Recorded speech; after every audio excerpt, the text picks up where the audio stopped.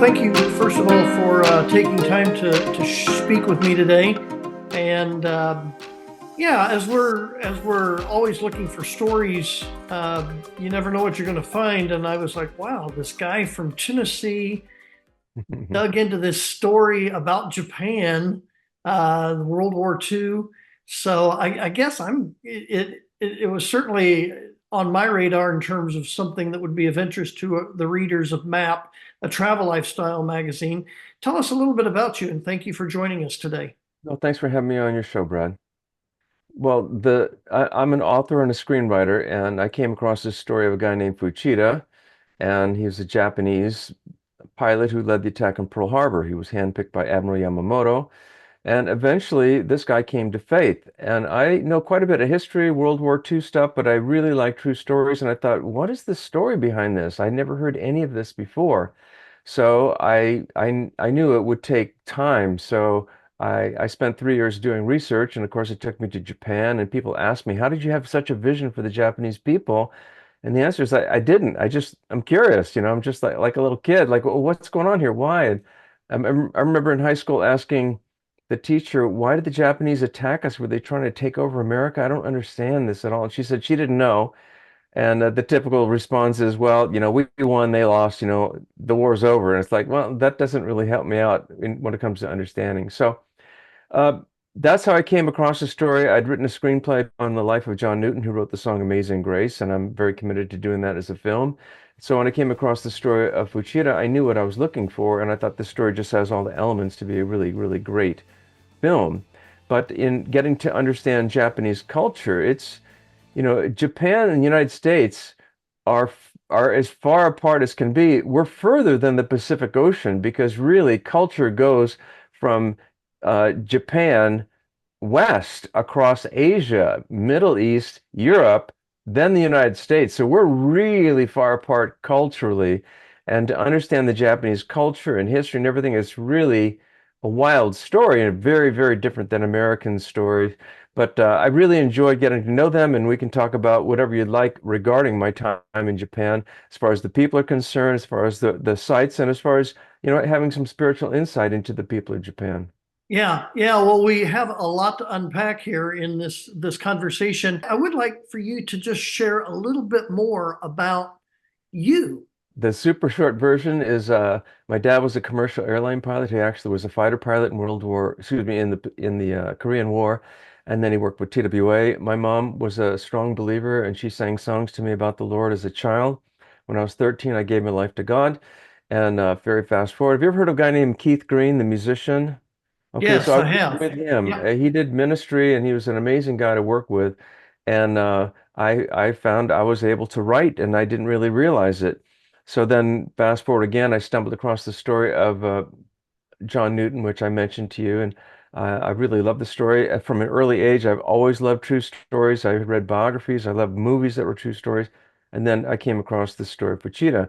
So that's my background. I did actually, after the ministry time when I worked with Keith, I ended up working in a federal prison for 7 years. So I worked with some of the best people in the world, and I worked with some of what's considered the worst people in the world. But I seemed to get along pretty well, and the beings were pretty much all the same. And that's one of the themes of Wounded Tiger. If you saw the book, the very opening is a scripture of "Are we not all children of the same Father?" And that's one of the driving questions of the story. Why are we killing each other? Why are we fighting? Are we all really all that different? So in wars and in battles and even in politics, we try to demonize the enemy as being so otherworldly you can't even relate to him. But I think we can understand that we're really all not that different as human beings. We have the same desires, the same hopes, the same dreams, and really there's only one God and there's only one church and there's only one solution. This world has been at war for, forever. But Fuchida achieved peace with God and peace with man, and he ended up loving his enemies, former enemies, and moved his family to America, and they became U.S. citizens, which most people don't know. So that's some of the story behind the story on what I had to go through. Very difficult to tell this story and to find it all out. It was a very long process. So the introduction to Wounded Tiger, the book, explains all the research I did, so many people I met, And Japanese culture, it took me a while to understand it because it's very different. So when we translated the book into Japanese, I had two translators, and they kept saying, "No, no, you can't say that. No, nobody would do that." Things like I had Fuchida eating an apple, so he takes a bite out of the apple. That's what I had in the script. They say, "Oh, no, no, no. Japanese never take bites out of apples." I thought, what? You know, they cut it into pieces. Everything, knives are for the kitchen. That's Asian and Japanese culture. No knives at the table, so everything is bite size. So you never bite into an apple. It's always apple slices. I thought, well, learn something every day. Tell us a little bit about why the need to have such a big book. And I say it like that, but I really want to hear what the reader is going to find from beginning to end. Yeah, so Wounded Tiger is a big book. It's just over 600 pages. However, there are over 300 photos, maps, images, letters, all kinds of things in there. And it's broken into many short chapters, about 137 chapters, I believe. Now, even though it is a longer story, one of the reasons for it being so long is there's actually three stories in one. So it's the story of Mitsuo Fuchida, the pilot who led the attack on Pearl Harbor, who was handpicked by Admiral Yamamoto. He was also picked to lead the attack at Midway, and he was on the USS Missouri during the surrender ceremonies. This guy was just everywhere. And so in the story of Wounded Tiger, he's 50% of the story. Then 30% is a guy named Jake DeShazar, excuse me, who's an American who signed up for what was the U.S. Army Air Corps at the time, later the Air Force, and he volunteered on a mission he knew nothing about, which turned out to be the Doolittle Raid, which was the first attempt of the Americans counterattacking the Japanese for the Pearl Harbor attack. The raid was successful as far as what they wanted to accomplish, and that was to shake up the Japanese. But his plane ran out of fuel. He bailed out over occupied China. He became a prisoner of war. And his story is completely separate. And then there's the Covells, who were teachers, highly qualified teachers and missionaries who lived in Japan. Their kids were born in Japan. They loved the Japanese people, but they had to leave the country when the nation was ramping up for war. They fled to the Philippines, and then they sent their kids to the United States. Their daughter, Peggy Covell, ended up being probably the biggest fulcrum of change in Fuchida's life. And how it all happens, I'm not going to give it away, but it's like you would never imagine. If you give me 100 scenarios of how you think would happen, they're all wrong. It's just incredible of how it all happened. So it took me 3 years of research to figure this story out. Do you see the book and what you did more as just helping people to understand culture and better understanding this story from history, or do you see it more as a real faith builder, or what? Well, it's all of the above, but my heart is I want to help people. If someone has a flat tire, I want to help them fix the tire. If somebody doesn't know God, I want to help them know God because God's real and He cares. In the story of Mitsuo Fuchida in Wounded Tiger, he was not seeking God at all. Didn't care. He was ready to die in his own mind. What confounded him was why would anyone love their enemies? That didn't make any sense. He said, "We kill our enemies. Why would you love your enemies?" And so that sent him on a journey. So the story of Wounded Tiger is a catalyst to encourage people that God cares about them, that He has good things for them. And as Jesus said to the woman at the well, if you knew the gift God had for you, you'd ask Him. So that's what I want people to do, to read the book or watch the film, come away from the story saying, wow, I'm not as bad as Fuchida. I haven't killed a bunch of people, or I haven't been in prison and tortured like Jake DeShazar, but I've done things I regret, and I'd like to see my life change for the better. Maybe the God who helped Fuchida and DeShazar and the Covells, maybe He could help me. So it's really a story of hope, and that hope leads to faith, and faith leads to love, love for God and love for man. So let's get into the travel aspect of this whole story. Well, my dad was a pilot, so when I was a kid, we could travel for free. You just get on the plane, but you still needed money once you got there. So I learned how to ski in Kitzbühel, Austria. So that was kind of cool. So I still ski and snowboard, but I wouldn't call myself an avid traveler at this point. But I did go to Japan prior when I founded a company manufacturing pet products, and we ended up in Japan distributing. I went to Taiwan to look for manufacturing, etc.